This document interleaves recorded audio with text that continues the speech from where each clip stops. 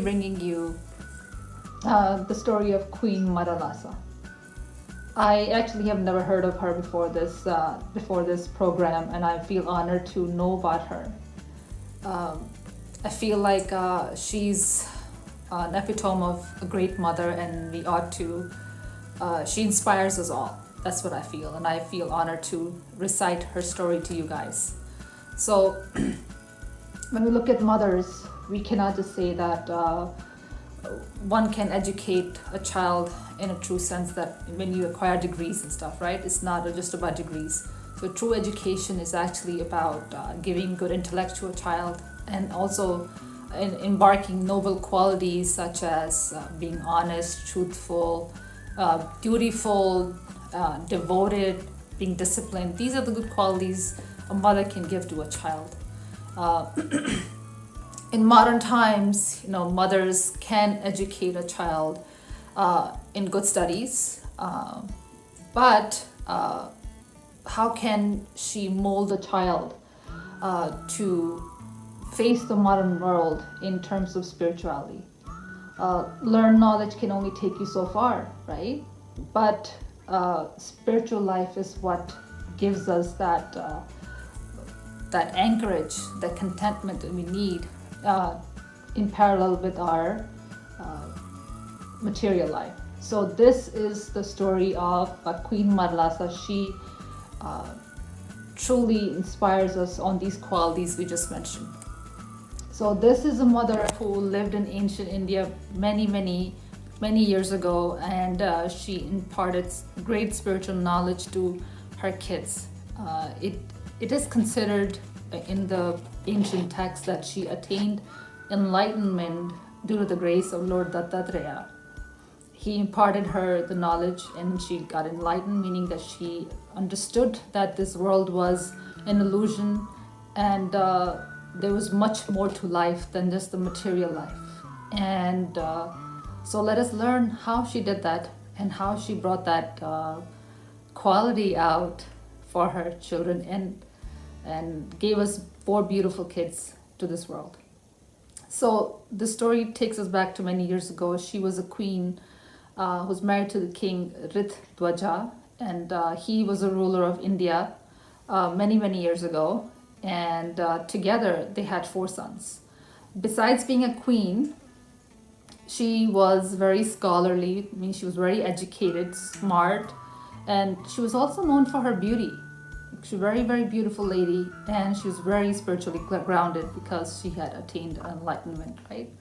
So having attained that state, she always knew that there was much more to life than just having a palace, having good clothes, jewelry, servants, all the good things that a queen can have, right?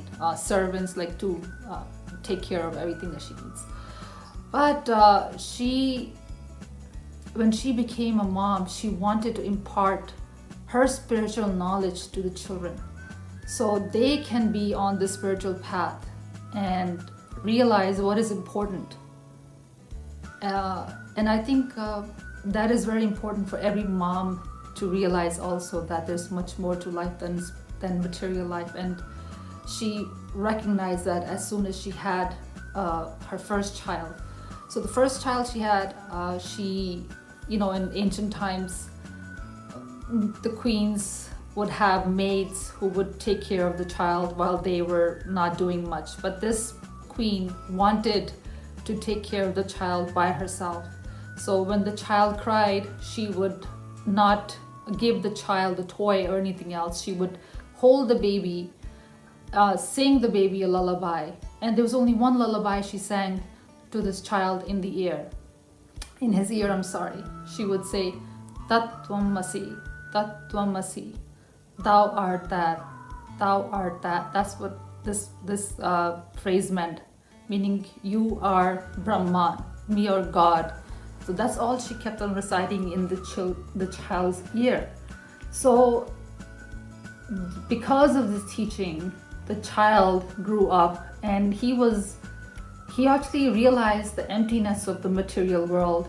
So when he grew up to be a crown prince, when he was about to get that status of a crown prince, I'm sorry, he renounced the comforts of the palace and he left his home in search of God. He embraced the monkhood, and the husband, the queen's husband, or his father, told him, please stay back, there's no one to look after the kingdom after me.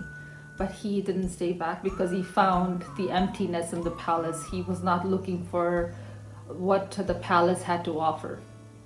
So after this incident, Queen and the king had 2 more boys, and Queen did the same ritual with these 2 boys. Every time they would cry, she would sing them her famous lullaby, Tattvamasi, Tattvamasi.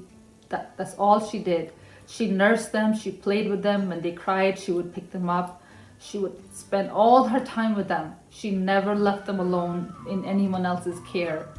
So she was the perfect mom who knew how to raise a child with the perfect knowledge of what she was doing. So these 2 boys also grew up with that emptiness of material world. They didn't find happiness in the material things that other boys their age would find. So again, when their age came of becoming, taking over, their father's duties as princes, to be kings, they also decided they're going to walk away from this duty and they're going to be embracing monkhood as well. So imagine the king's, how the king felt at this stage. He had 3 beautiful sons who were capable of handling the palace duties and taking over as the kingdom, but they embraced the renunciation path, or walked away from the material wealth and the name and fame, power, whatever you want to call it, and they went searching for God. That's what their mom taught them, right? So the king at this point got really sad, and he spoke to the queen. Queen, we had 3 sons and they all have left us. Who's going to take over the kingdom? This kingdom is very important. So he said, promise me that the last son or next son we have, you're going to raise the child differently than these 3. She agreed, and she promised him that she will do that. So shortly after that, she became pregnant and they had a 4th child. And what she did differently with this child was she did do the same routine, meaning she did sang her lullaby, but she taught the child how to be a capable king. She had that knowledge, she had the capacity to teach this prince how to be a powerful king who was completely anchored in himself, stable and full of clarity. So she gave him all the education that a true prince in the kingdom can have. So this child grew up to be a very powerful, young, handsome prince who took over the duties of after his father, and the king was obviously happy that she did that. So the king and the queen kind of left to what something we could call in India is called vanaprastha state. It's like when the older people go in search for God. So they left all the palace duties to him, and they left in the forest to meditate and search for God. So he was there alone handling everything, and he did great. He was a great king. But one thing I forgot to mention here is that before the queen left, she said to him that, son, the ruler's tasks are difficult. Worldly life is full of troubles. And if you ever get into a dilemma, please take this ring, and I have left a message in the ring for you.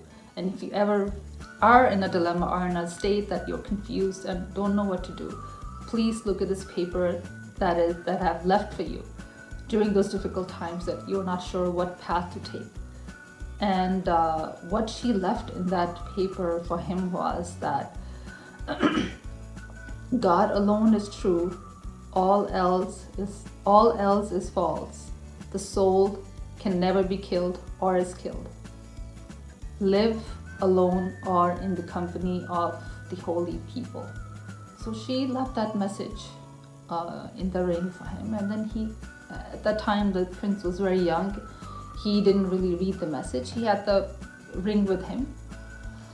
So he went on with his life, and of course, life would have it that he did face some kind of difficult time later on in his life where he was not sure what was going on. There was a lot of financial troubles. There was a lot of trouble with borders, with enemies, and he was not sure of what was going to happen to him. So he was in a very troubled state mentally. So at that time, he prayed to God. He thought of his mom actually, and he took the ring out that she had given him many years ago, and he opened that paper up. He saw the message that she had written, and in that instant he remembered the lullaby that she used to sing to him, Tatvamasi, Tatvamasi. And the knowledge of what she was teaching him, that he was God and he was a very powerful being, and he was not this person that he was thinking he was, a weak person. So that knowledge dawned on him, and he was so inspired by the message written in that paper by his mom. He decided in that moment that this path of being a king and ruling others and conquering others was not the path that he wanted to pursue. So he found the next competent minister in his kingdom, and he left everything, all the wealth, all the comforts, all the jewelry, servants, power, fame, you name it. He left everything behind, and in the hands of his minister, and he left to be pursuing of spiritual life or finding God. So this was the end of the story, and what this story teaches us, at least taught me, that mother has a great responsibility to raise her child, and she's a first guru. She teaches the child how to be, and it's a great responsibility that we have as mothers. And I hope that all the mothers on this Mother's Day get that empowerment like Queen Madalasa did to her sons, so we can all impart modern studies along with spiritual studies to our children, so they can realize their strength and true power in the times of needs, in difficult times. They always find strength in God, because in the end, that is the true essence of life that grounds us and brings us contentment. So thank you, kids. I hope you liked the story. If you did, please share it with your parents.